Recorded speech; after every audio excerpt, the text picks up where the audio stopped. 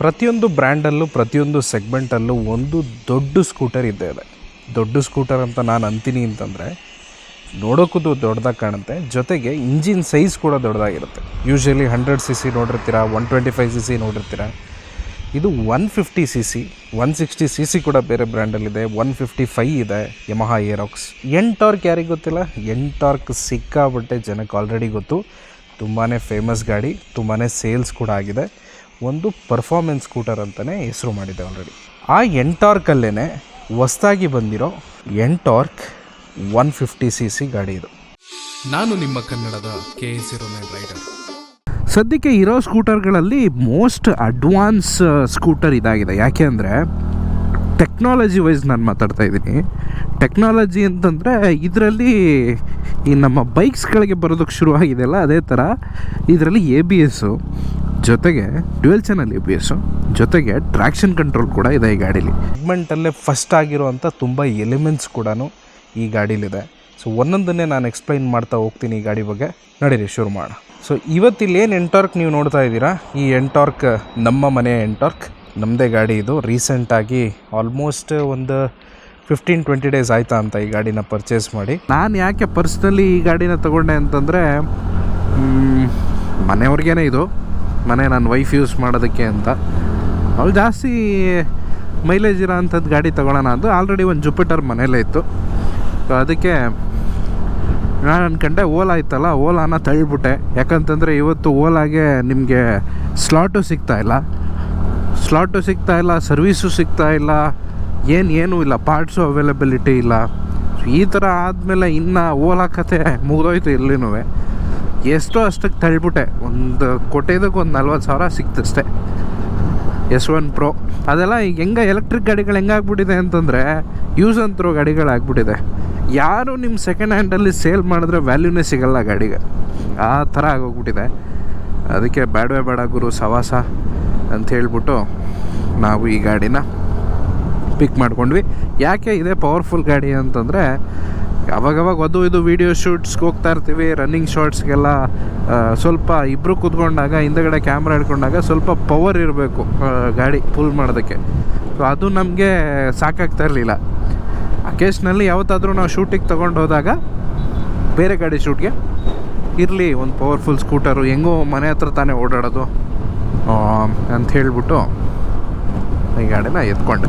ಫ್ರಂಟಿಂದ ನೋಡಿಬಿಟ್ರೆ design ಅಷ್ಟಾಗಿ ನಿಮ್ಗೆ ಇಷ್ಟ ಆಗಲ್ಲ ಆ ಪ್ರೊಜೆಕ್ಟರ್ ಲೈಟ್ಸಿಂದ. ಸೊ ಎಗೈನ್ ಫಸ್ಟಿಂದ ಸೆಗ್ಮೆಂಟ್ ಪ್ರೊಜೆಕ್ಟರ್ ಲೈಟ್ಸ್ ಬರ್ತಾ ಇದೆ 4 ಲೈಟ್ ಅಂತೂ ಭಾಳ ಬ್ರೈಟ್ ಆಗಿದೆ. ಫಂಕ್ಷನಲ್ಲು ಪ್ರಾಕ್ಟಿಕಲಿಗೆ ವರ್ಕ್ ಆಗ್ತಿದೆ ಚೆನ್ನಾಗಿ. ಡಿಸೈನ್ ವೈಸ್ ಅಷ್ಟು ಚೆನ್ನಾಗಿ ಕಾಣಿಸ್ತಾ ಇಲ್ಲ. ನನ್ನ ಪ್ರಕಾರ ಈ ಥರ ಪ್ರೊಜೆಕ್ಟರ್ಸ್ ಟೈಪ್ ಕೊಡೋದನ್ನು ಬಿಟ್ಬಿಟ್ಟು ಒಂದು ಫ್ಲ್ಯಾಟಾಗಿ ಹಿಂಗೆ ಕ್ಲೋಸ್ ಮಾಡಿದ್ದಿದ್ದರೆ ಒಂಥರ ಚೆನ್ನಾಗಿ ಕಾಣಿಸ್ತಾ ಇತ್ತು. ಟಾಪ್ ಸ್ಪೀಡೆಲ್ಲ ನಿಮಗೆ 100 ಅಷ್ಟೇ. ಸೊ ಲೈಟ್ಸ್ ನೀವು ನೋಡ್ತಾ ಇದ್ದೀರಾ, ತುಂಬಾ ಬ್ರೈಟಾಗಿ ಬರ್ತಿದೆ ಗುರು ಇದು. ಅದಾದಮೇಲೆ ಗಾಡಿ ಆಫ್ ಆದಮೇಲೆ ನೈಟಲ್ಲಿ ಒಂದು ಸ್ವಲ್ಪ ಹೊತ್ತು ಈ ಪ್ರೊಜೆಕ್ಟರ್ ಲೈಟ್ಸ್ಗಳು ಆನ್ ಆಗಿರುತ್ತೆ. ಗಾಡಿ ಆಫ್ ಆದ್ರೂ ಮನೆಗೆ ಹೋಗೋ ತನಕ ಮನೆ ಸೇರಿಕೊಳ್ಳಿ ಮಕ್ಕಳು ಅಂತ ಆರಾಮಾಗಿ. ಇದರಲ್ಲಿ ಆಲ್ಮೋಸ್ಟ್ 3 ಕಲರು ಗಾಡೀಲಿ ಬರ್ತಾ ಇದೆ. ನನಗೆ ಈ ಕಲರ್ ಪರ್ಟಿಕ್ಯುಲರಿ ಒಂದು ಸ್ವಲ್ಪ ಚೆನ್ನಾಗಿ ಕಾಣಿಸ್ತು. ಸೊ ಈ ಬ್ಲೂ ಕಲರಲ್ಲಿ ಏನು ಇಷ್ಟ ಆಯಿತು ಅಂತಂದರೆ ವೀಲ್ ಕಲರ್ಸ್ ಕೂಡ ಏನಿದೆ ನೀವು ಇದೇ ಬ್ಲೂ ಕಲರ್ನ ನೋಡ್ಬೋದು. ಆಲ್ಮೋಸ್ಟ್ ಸ್ಮಾರ್ಟ್ ಸ್ಕೂಟರ್ ಕ್ಯಾಟಗರಿಗೆ ಇದು ಬರೋದು. ನಿಮಗೆ ಸ್ಮಾರ್ಟ್ ಅಂತ ಅಂದ ತಕ್ಷಣ ಒಂದಷ್ಟು ಫೀಚರ್ಸ್ಗಳನ್ನ ನೀವು ನೋಡ್ಬೋದು. Smart X connect as usual, ಮೊಬೈಲ್ಗೊಂದು ಆ್ಯಪ್ ಇದೆ, ಅದರಲ್ಲಿ ನೀವು ಅದರದ್ದು ಸ್ಟ್ಯಾಟಿಸ್ಟಿಕ್ಸ್ ತಿಳ್ಕೊಬೋದು, ಗಾಡಿದು ಪರ್ಫಾರ್ಮೆನ್ಸ್ದು ಎಲ್ಲನೂ. ಫಸ್ಟಿಂದ ಸೆಗ್ಮೆಂಟ್ ಈ ಗಾಡಿಗೆ ಕ್ರ್ಯಾಶ್ ಅಲರ್ಟ್ ಕೂಡ ಬರುತ್ತೆ ಫೋನಲ್ಲಿ, ನಿಮಗೆ ಗೊತ್ತಾಗುತ್ತೆ. ಇಲ್ಲಿ ಬಂದುಬಿಟ್ರೆ ನಿಮಗೆ LED DRLಸ್ಗಳು ಸಿಗ್ತಾ ಇದೆ. ಡೇಯಲ್ಲಿ ಅಷ್ಟು ಬ್ರೈಟಾಗಿ ಕಾಣಲ್ಲ, ಇದು ನೈಟಲ್ಲಿ ಬ್ರೈಟಾಗಿ ಕಾಣುತ್ತೆ. ಇಲ್ಲಿ ನೋಡಿ, ಇಲ್ಲಿ ಇಂಡಿಕೇಟರ್ ಕೂಡ ಇದರಲ್ಲೇ ನಿಮಗೆ ಬರ್ತಾ ಇರೋದು. ಇಷ್ಟು ಮಾತ್ರ ಬರುತ್ತೆ, ಫುಲ್ ಬರಲ್ಲ ಇಂಡಿಕೇಟರು. ನೆಕ್ಸ್ಟ್ ಏನಪ್ಪ ಫಸ್ಟಿಂದ ಸೆಗ್ಮೆಂಟ್ ಅಂದರೆ ಅಡ್ಜಸ್ಟಬಲ್ ಲಿವರ್ಸ್ ನೋಡ್ತಾ ಇದ್ದೀರಾ. ನಾನು ಬೈಕ್ಗಳಲ್ಲಿ ನೋಡ್ತಾ ಇದ್ದೆ, ಫಸ್ಟ್ ಟೈಮ್ ಸ್ಕೂಟ್ರಲ್ಲಿ ನೋಡ್ತಾ ಇದ್ದೀನಿ. 2 ಕಡೆನೂ ಇದೆ, 2 ಬ್ರೇಕ್ಸು ಎರಡೂ 2 ಕಡೆನೂ ಇದೆ. ಆಮೇಲೆ ಇನ್ನೊಂದೇನು ಗೊತ್ತಾ, ಈ ಒಂದು ಸಿಗ್ನೇಚರ್ ಸೌಂಡ್ ಏನಿದೆಯಲ್ಲ, ಈ ಬೇಸಿ ಸೌಂಡ್ ಕೇಳಿದ ತಕ್ಷಣ ಸ್ಕೂಟರ್ ಯಾವುದು ಅಂತ ಹೇಳ್ಬೋದು. ಯಾಕಂತಂದರೆ ಈ ಸ್ಕೂಟರಲ್ಲೇ ಆ ಸೌಂಡ್ ಬರೋದು. ಈ ಸ್ಕೂಟರ್ ಅಂದರೆ 150 ಅಲ್ಲ 125 ಸೇರಿ ಎಂಟಾರ್ಕಲ್ಲಿ ಇದೇ ಸಿಗ್ನೇಚರ್ ಸೌಂಡು ಅದೇ ಇರೋದು. ಸೊ ನೆಕ್ಸ್ಟ್ ಫಸ್ಟಿಂದ ಸೆಗ್ಮೆಂಟ್ ಅಂದರೆ ಈ ಬಟನ್ಸ್ ನಿಮಗೆ ಸಿಗ್ತಾಯಿದೆ. ಈ ಸೈಡ್ ನೋಡ್ತೀನಿ ಅಂತಂದರೆ ಮಾಮೂಲಿ ಹಾರ್ನ್, ಇಂಡಿಕೇಟರು, ಇದರಲ್ಲೇ ನಿಮಗೆ high beam, low beam, pass 3 ಇದೆ. Kill switch, ignition. ಇನ್ನು ಇದನ್ನು ರೇಸ್ ಡಿಸೈನ್ಡ್ ಸೀಟ್ಸ್ ಅಂತ ಕರೀತಾರೆ. ತುಂಬಾ ಕಂಫರ್ಟಬಲ್ ಇಲ್ಲ. 3 ಜನ, ನಾನು, ನನ್ನ ಹೆಂಡ್ತಿ, ಮಗು 3 ಜನ ಕೂತ್ಕೊಂಡ್ರೆ ನನಗೆ ಭಾಳ ಪ್ರಾಬ್ಲಮ್ ಆಗುತ್ತೆ ಮುಂದೆ ಕೂತ್ಕೊಳ್ಳೋದಕ್ಕೆ. ಜಾಸ್ತಿ ದೂರ ಓಡ್ಸೋಕ್ಕಾಗಲ್ಲ. ಸೊ ಇಬ್ಬರಿಗೆ ಕಂಫರ್ಟಬಲ್ ಆಗಿದೆ ಇದು. ಇನ್ನು fuel tank capacity E20 plastic tank ಬರೋದು. ಇದರಲ್ಲಿ ನಿಮಗೆ ಕ್ಲೋಸ್ ಟು 5.8 ಲೀಟರ್ಸ್ ಈ ಗಾಡೀಲಿ ಫಿಲ್ ಮಾಡ್ಕೋಬೋದು, ಟ್ಯಾಂಕ್ ಇರೋದಷ್ಟು. ಅದಾದಮೇಲೆ ಹಿಂದಗಡೆ ನೋಡ್ತೀರಾ ಅಂತಂದರೆ ಹಿಂದಗಡೆನೂ ವೀಲ್ ಕಲರ್ ಸೇಮ್ ಇದೆ ನೋಡಿ, ಬ್ಲೂ ಕಲರು. ಅದೇ ಎಂಟಾರ್ಕ್ನ ಎಕ್ಸಾಸ್ಟು. ಫಿನಿಶಿಂಗ್ ಒಂಚೂರು ಡಿಫ್ರೆಂಟ್ ಆಗಿದೆ ಅಷ್ಟೇ. ABS ರಿಂಗ್ ಇದು ಆ್ಯಕ್ಚುಲಿ ದೊಡ್ಡದಾಗಿ ಕೊಟ್ಟಿದ್ದಾರೆ. ಹಿಂದಗಡೆ ಡಿಸ್ಕ್ ಬ್ರೇಕ್ ಇಲ್ಲ, ಅದೇ ಮಿಸ್ಸಿಂಗ್ ಇದರಲ್ಲಿ. ಹಿಂದಗಡೆ ಒಂದು ಡಿಸ್ಕ್ ಬ್ರೇಕ್ ಕೊಟ್ಬಿಟ್ಟಿದ್ರೆ ಚೆನ್ನಾಗಿರೋದು. ಸಸ್ಪೆನ್ಷನ್ ಎಲ್ಲ ಸೇಮು, ಏನೂ ಚೇಂಜಸ್ ಇಲ್ಲ ಸಸ್ಪೆನ್ಷನಲ್ಲಿ. ಹಳೆ ಎಂಟಾರ್ಕು ಇದಕ್ಕೂ ಅದೇ same suspension. Air filter box ಇದೆ. ಸೊ ಇಂಜಿನ್ ನಿಮಗೆ ಕಾಣಿಸ್ತಾ ಇದೆ. ಇಂಜಿನ್ ಏನಂತಂದರೆ 3 ವ್ಯಾಲ್ವ್ ಬರ್ತಿದೆ. 3 ವ್ಯಾಲ್ವ್ 150cc ಇಂಜಿನ್ ಇದು. 13.2 PS power, 14 point something newton meter torque ಸಿಗ್ತಾ ಇದೆ. ಆಲ್ಮೋಸ್ಟ್ ಬೈಕ್ ಅಷ್ಟೇ. ನೀವೆಲ್ಲ ಸ್ಕೂಟ್ರ್ಗಳಲ್ಲಿ ನೋಡ್ತೀರಾ ಅಂತಂದರೆ ಟಾರ್ಕು BHP ಎರಡೂ 10 ಒಳಗಿರ್ತದೆ. ಇದೆಲ್ಲ ಆಲ್ಮೋಸ್ಟ್ 14, 13 ಹಿಂಗಿದೆ. ಬರ್ತಾರೆ ಇಂಜಿನ್ಸ್ಗಳೆಲ್ಲ OBD2 complaint. Okay, lamp timer 0 ಆಗಿದೆ. ಅವ್ರು ಹೇಳಿರೋದು 0 to 60 ರೇಸ್ ಮಾಡೋದಿದ್ದೀವಿ. 0 to 60 ಅವ್ರು ಹೇಳಿರೋದು 6.3 ಸೆಕೆಂಡ್ಸು. ಚೆಕ್ ಮಾಡೋಣ. ಗಾಡಿ ಸ್ಟಾರ್ಟ್ ಆಗಿದೆ. Let's go.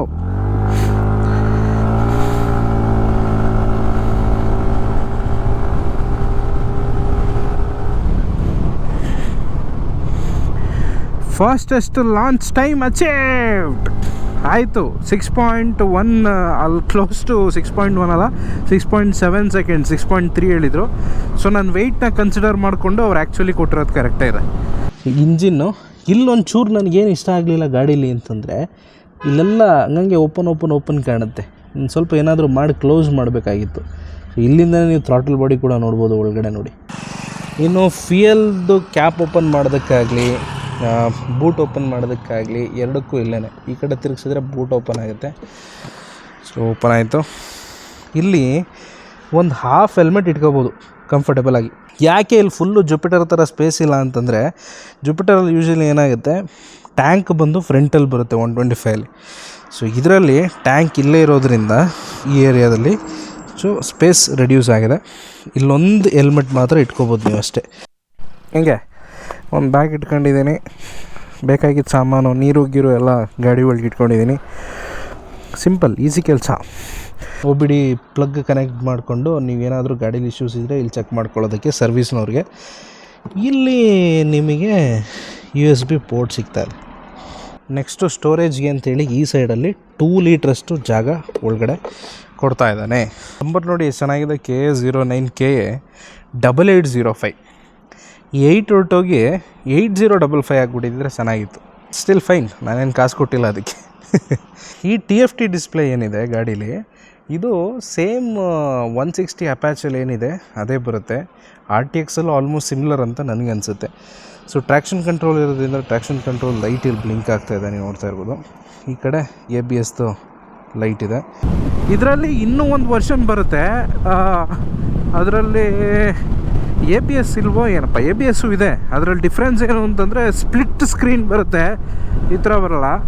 ಸೊ ಅದು ಇವರಲ್ಲಿ ಅದು ಒಂದು ಕಡಿಮೆ ಮಾಡಲ್. ಅದು ಆ್ಯಕ್ಚುಲಿ ಒಂದು 5000 8000 ಡಿಫ್ರೆನ್ಸು, ನಂಗೆ ಗೊತ್ತಿಲ್ಲ ಗುರು. ಆಲ್ಮೋಸ್ಟ್ ಕ್ಲೋಸ್ ಟು ಅಷ್ಟು ಡಿಫ್ರೆನ್ಸ್ ಇದೆ. ಸೊ ನಾವು ಯಾವಾಗ ತಗೊಂಡ್ರು ಅಷ್ಟೆಲ್ಲ ಕಡಿಮೆ ಡಿಫ್ರೆನ್ಸಲ್ಲಿದ್ದರೆ ಟಾಪ್ನೇ ಇಳಿಸ್ಬಿಡೋದು.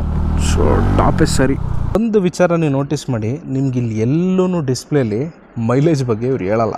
ಯಾಕಂತಂದರೆ ಈ ಗಾಡಿನ ತೊಗೊಂಡು ಯಾವನು ಮೈಲೇಜ್ ನೋಡಲ್ಲ. ಮೈಲೇಜ್ ನೋಡ್ತೀನಿ ಅಂದರೆ ಈ ಗಾಡಿನ ಯಾರೂ ತಗೊಳ್ಳಲ್ಲ.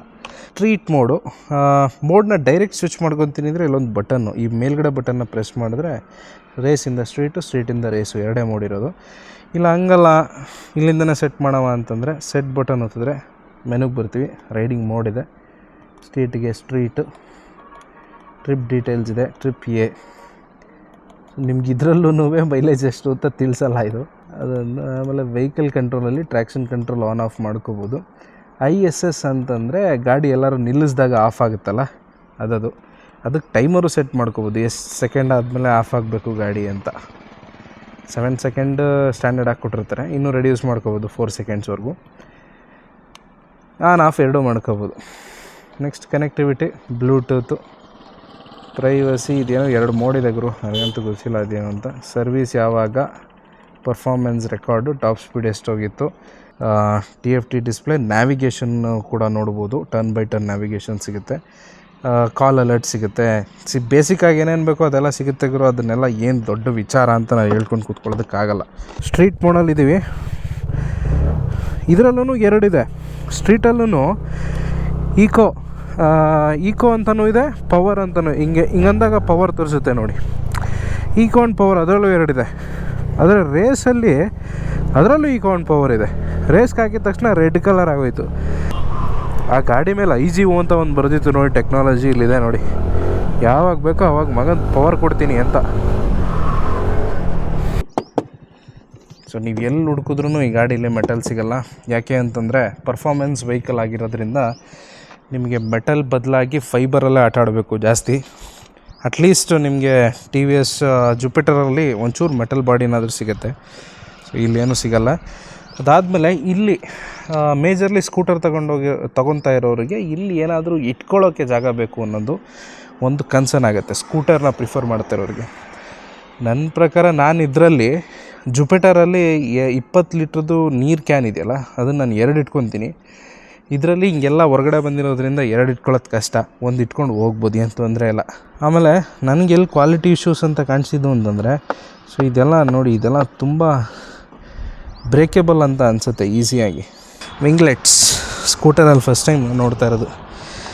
ನಿಮಗೆ ಏರ್ ವೆಂಟ್ಸ್ಗಳನ್ನ ಕೊಟ್ಟಿದ್ದಾನೆ ನೋಡಿ, ಇಲ್ಲಿ ಗಾಳಿ ಹೋಗೋದಕ್ಕೆ ಹೊರಗಡೆ ಹಿಂಗೆ ಬಂದಿದ್ದು ಈ ಕಡೆಯಿಂದ ಹಿಂಗೆ ಒಳಗೋಗಲಿ, ಇಂಜಿನ್ ಕೂಲ್ ಆಗಲಿ ಅಂತ. ಫ್ರಂಟ್ ಟೈರ್ ಬಂದು ನಿಮಗೆ 100 ಸೆಕ್ಷನ್ ಟೈರ್ ಸಿಗುತ್ತೆ. ಇಲ್ಲಿ ABS ರಿಂಗ್ ಕಾಣಿಸ್ತಾ ಇದೆಯಾ, ABS. ಫ್ರಂಟ್ ಸಸ್ಪೆನ್ಷನ್ ಕೂಡ ಏನಿದೆ ಟೆಲಿಸ್ಕೋಪಿಕ್ಕು. ಇದು ಕೂಡ ಎಂಟಾರ್ಕಲ್ಲೇನಿದೆ, ಹಳೆ 125 ಅದೇನೆ, ಸೇಮ್, ಏನು ಚೇಂಜಸ್ ಇಲ್ಲ. ಈಗ ನಿಮ್ಗೊಂದು ಕ್ವಶನ್ ಇರುತ್ತೆ, ಈ ಗಾಡಿನ ಯಾರು ಪ್ರಿಫರ್ ಮಾಡಬೇಕು? ಇನ್ನು ಪ್ರೈಸಿಂಗ್ ಕೇಳ್ತೀರಾ. ಇದರಲ್ಲಿ ನಾನೇನು ಎಕ್ಸ್ಟ್ರಾ ಆಕ್ಸೆಸರೀಸ್ನ ಆಪ್ಟ್ ಮಾಡ್ಕೊಂಡಿಲ್ಲ. ಪ್ರೈಸಿಂಗಲ್ಲಿ ಆಲ್ವೇಸ್ ಮೋಟೋ ವ್ಲಾಗರ್ಸ್ ಅಂತಂದರೆ ಪ್ರೈಸಿಂಗಲ್ಲಿ ಆಲ್ವೇಸ್ ಸ್ವಲ್ಪ ಬೆನಿಫಿಟ್ ಶೋರೂಮ್ ಕಡೆಯಿಂದ ಇರುತ್ತೆ, ಯಾಕಂದರೆ ಪರಿಚಯ ಇರುತ್ತೆ ಅದರಿಂದಾಗಿ. ಬಟ್ ಇದು ನಿಮಗೆ ವಿತೌಟ್ ಎನಿ ಆಕ್ಸೆಸರೀಸ್ ಬೇಕು ಅಂತಂದರೆ 1,53,000 ಚಿಲ್ಲರೆ, 1,54,000 ರೂಪಾಯಿ ಅಂತ ಅಂದ್ಕೊಳ್ಳಿ. ಈ ಪ್ರೈಸಲ್ಲಿ ನಿಮಗೆ ಹಲವಾರು ಬೈಕ್ಸ್ಗಳು ಕೂಡ ಸಿಗುತ್ತೆ.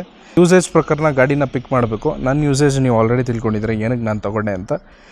ಯೂಶ್ವಲಿ ಇದನ್ನು ಕಾಲೇಜ್ ಹುಡುಗರು, ಸ್ವಲ್ಪ ಪವರ್ ಇರಲಿ, ಸ್ಕೂಟರ್ ಇರಲಿ, ಏನಾದರೂ ಇಟ್ಕೊಂಡೋಗೋಕ್ಕೆ ಇಟ್ಕೊಂಬರೋಕ್ಕಾಗಲಿ, ಮನೆಗೊಂದು ಗಾಡಿ ಅಂತ ಇದ್ದರೆ ಅವ್ರು ಇದನ್ನು ಪ್ರಿಫರ್ ಮಾಡ್ತಾರೆ ಹೊರತು, ಸ್ವಲ್ಪ ಏಜ್ ಆದವರು ಅವ್ರಿಗೆಲ್ಲ ಮೈಲೇಜ್ ಜಾಸ್ತಿ ಬೇಕು, ಪವರ್ ಗಿವರ್ ಅವಶ್ಯಕತೆ ಇಲ್ಲ. ಸ್ಕೂಟರ್ಸಲ್ಲಿ ಫಸ್ಟ್ ಆಫ್ ಆಲ್ ಪವರ್ನ ಯೋಚನೆ ಮಾಡೋರು ಯಾರೂ ಇಲ್ಲ ಗುರು.